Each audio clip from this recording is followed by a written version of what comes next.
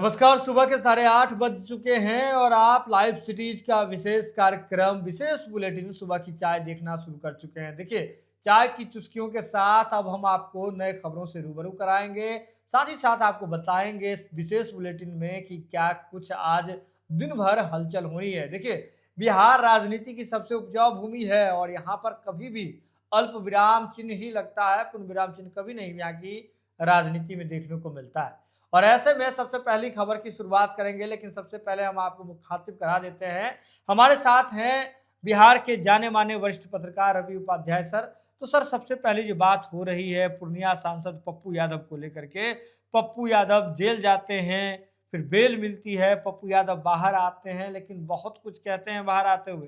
क्या कुछ मामला है सर ये पूरा? नहीं देखिए, पप्पू यादव नीट मामला जो बिहार में इन दिनों गरमाया हुआ था, पटना का मसला है, चित्रगुप्त नगर थाना का है। तो इलाके में छात्रावास से किस तरीके से लड़की का बरामदगी हुई, वो उसका निधन हो गया। तो यह सब मामला पप्पू यादव प्रमुखता से उठा रहे थे। बीते दिन आपने देखा कि उनके मंदिरी स्थित आवास से पुलिस के साथ में जिस तरीके से नाटकीय घटनाक्रम हुआ, कई उतार चढ़ाव देखने को मिले, बड़ा ड्रामा हुआ था उस दिन।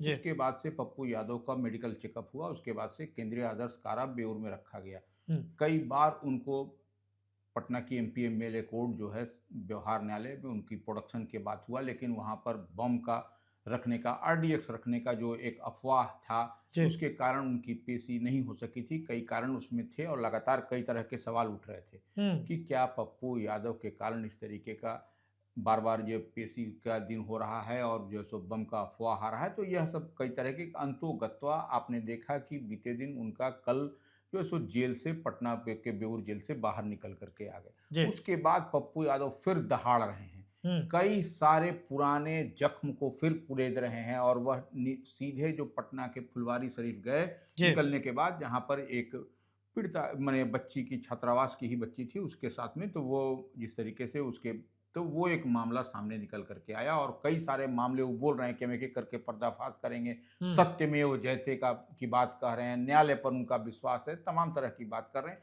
और उनके समर्थकों में, उनके चाहने वालों में उत्साह है, लड्डू खिलाया जा रहा है और ये कहा जा रहा है कि देखिए, जो न्याय है, वो जिस मंदिर से उनको मिला है, न्याय के मंदिर से, तो निश्चित रूप से पप्पू यादव को कई मामले में बुद्धा कॉलोनी, कोतवाली, गर्दनी बाग, पूर्णिया का मामला, शास्त्री नगर, तो ये जी। सब तमाम जो मामले थे उनको एक-एक करके जोड़ा गया था और देखिए 2026 में इतने दिन बाद जो है सो हम्म। याद पड़ रही है पुलिस को, यह भी एक सवाल बन रहा था। तो यह खैर, यह राजनीति का एक पार्ट एंड पार्सल हो सकता है, लेकिन निश्चित रूप से आपको जो दिखाई पड़ रहा है, पप्पू यादव अब जेल से बाहर आ गए हैं और पूरी तरीके से फिर वह फॉर्म में है, अपना स्वास्थ्य जाँच कराएँगे, उसके बाद फिर वह नीट का मामला हो या अन्य मामला हो, उस पर वह दहाड़ते हुए आपको दिखाई पड़ेंगे।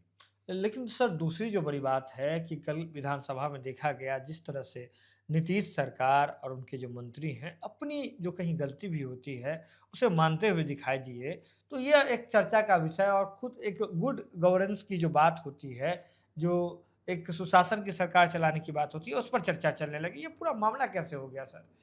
देखिए, ये निश्चित रूप से ऊर्जा मंत्री की आप बात कर रहे हैं, ऊर्जा मंत्री विजेंद्र यादव हैं। अब सारण जिला के दिघवारा में, जी। दिघवारा का है मामला कि 700 से अधिक बिजली पोल से तार की चोरी हो गई। तो ये बिजली के तार की चोरी हो गई, तो निश्चित रूप से यह एक मामला है। इस बात को आपको कहीं न कहीं एक्सेप्ट भी किया गया है सदन के अंदर और कहा गया है कि इसकी जाँच होगी, तमाम तरह की बात होगी और सरकार अब अपनी जो गलती है, देखिए चोरी तो कहीं से भी तार को काट के कर लेता है, इसमें हम्म। सरकार की गलती और हमारी गलती नहीं। ये तो आम आवाम के अवेयरनेस की बात है, जी। जागरूकता की बात है, वह कैसे काट ले रहा है, कौन ले जा रहा है और बिजली बाधित हो रही है। सरकार की मंशा है हर घर बिजली, तो यह हर घर बिजली की इतनी बड़ी योजना जब चल रही है, उसमें जब तार की चोरी हो जा रही है इलेक्ट्रिसिटी वायर की, तो ये निश्चित रूप से चिंता का विषय है और निश्चित रूप से ये इस पर सरकार जो है सो काम कर रही है और वह जो भी इस तरीके से है पोल पर सब तमाम तार जो है सो हाई जो टेंशन की तार होती है उस पे से चोरी हो जा रही है, तो ये चिंता का मसला है ये। लेकिन सर, बिहार के अब जो वित्त रहित शिक्षक थे, उन्हें एक बड़ी सौगात मिलने जा रही है। इसको लेकर के चर्चाएँ भी हो रही है। खुद शिक्षा मंत्री भी इस पूरे मामले पर टिप्पणी कर रहे हैं। क्या सर अपडेट है वित्त रहित शिक्षकों के लिए?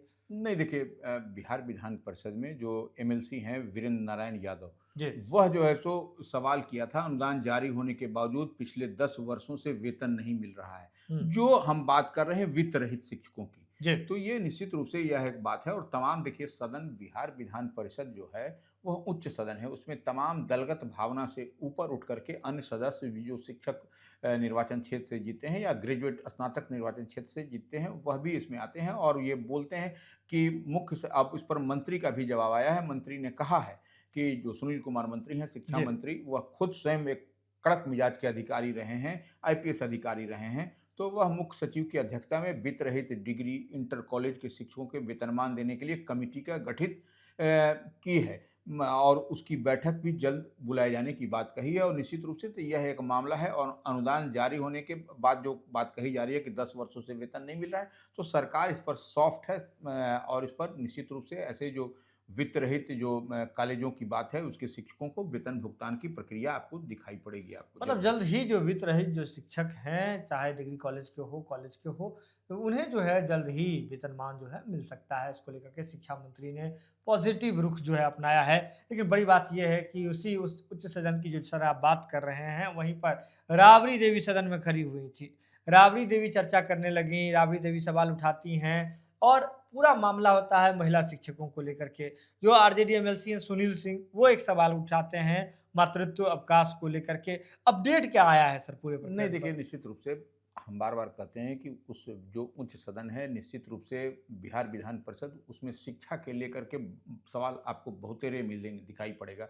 तो निश्चित रूप से आप जो गृह जिले में महिला जो शिक्षिका हैं, उनके संदर्भ में आपको पूर्व मुख्यमंत्री राबड़ी देवी या बिहार विधान परिषद में नेता प्रतिपक्ष, उन्होंने कहा कि देखिए ऐसी स्थिति परिस्थिति है कि जो महिलाएं को अपने गृह जिला में कर दिया जाए, क्योंकि जब सरकार की मंशा है कि क्वालिटी एजुकेशन, तो गुणवत्तापूर्ण शिक्षा देने की, तो वह जब घर से दूर रहेंगी तो वह उतना आप उनसे 100% नहीं काम ले पाइएगा। तो जी। ऐसी स्थिति परिस्थिति में निश्चित रूप से उनका गृह जिले में उनका उनका पोस्टिंग, उनका पदस्थापन होना चाहिए।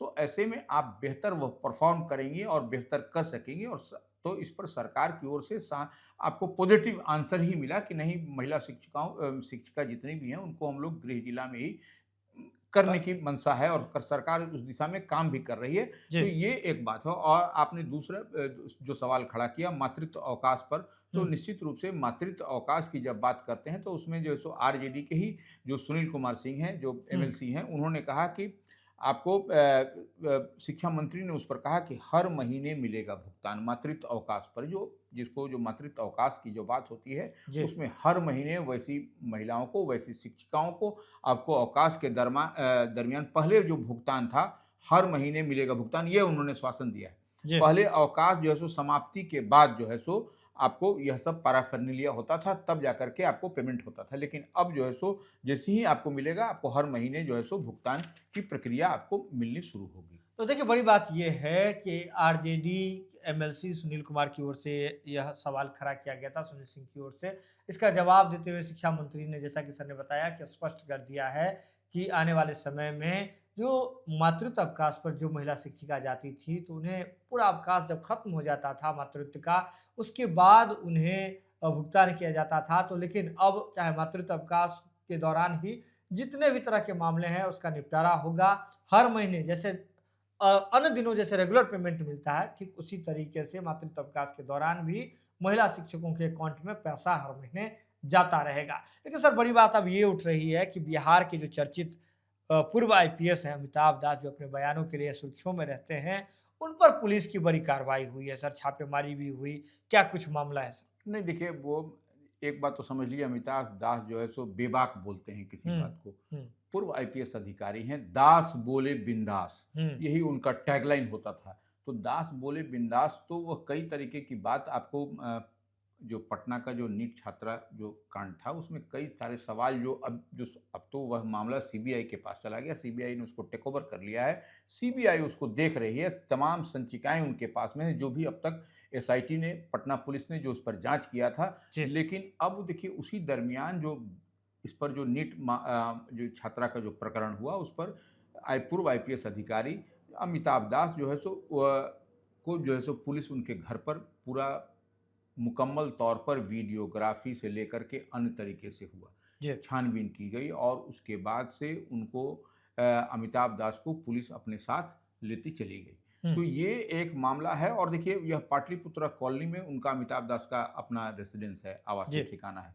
तो वहाँ से उनको जब डिटेन करने की बात कही जा रही है, उनको डिटेन कर लिया गया है, उसके बाद से उनका मेडिकल चेकअप भी हो रहा है। हुँ। अब देखने वाली बात है कि वह उन पर कौन-कौन सी कई धाराएँ लगी हैं हुँ। और चित्रगुप्त नगर थाना का जो है सो यह मामला है। तो ये अब विवादित बयान देने के लिए देते हैं या फिर उनको बोलिए कि पूरी क्लैरिटी से बोलते हैं, बिंदास बोलते हैं, बेबाक बोलते हैं। तो ऐसे में अब निश्चित रूप से अमिताभ दास को का डिटेंशन हुआ है, डिटेन कर लिया है, पुलिस उनको लेकर के गई है।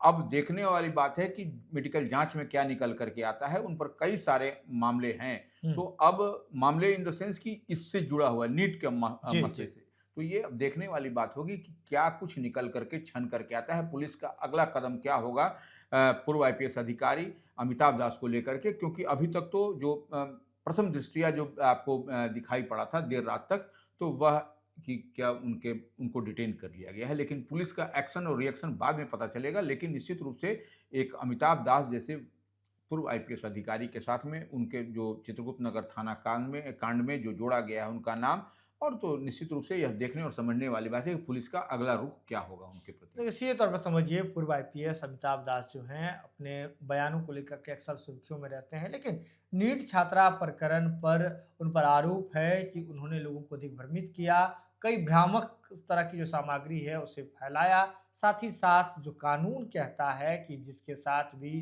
किसी तरह की अगर किसी छात्रा के साथ, किसी लड़की के साथ अगर किसी तरह की अनहोनी हुई है, जिसे आप समझ पा रहे हैं कि मैं क्या कहने की कोशिश कर रहा हूँ, तो उसका पहचान नहीं उजागर करना होता है।